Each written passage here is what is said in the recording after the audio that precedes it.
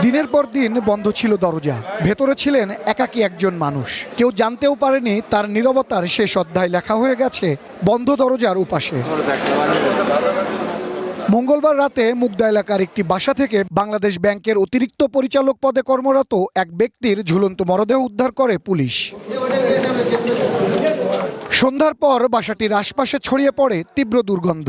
বিষয়টি অস্বাভাবিক মনে হলে প্রতিবেশীরা খবর দেন পুলিশে। পরে রাত 10:30টার দিকে ঘটনাস্থলে পৌঁছে দরজা ভেঙে ঘরে প্রবেশ করে পুলিশ ও স্থানীয় বাসিন্দারা।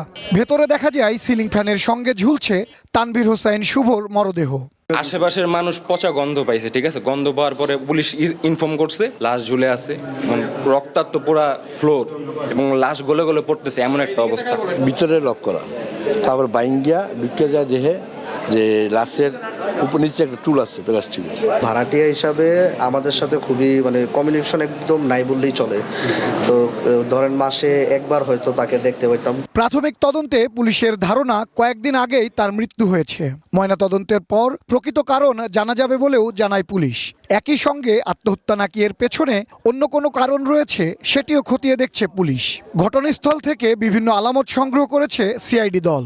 ডিভোর্স প্রাপ্ত, তিনি একাকী এই ফ্ল্যাটে বসবাস করতেন।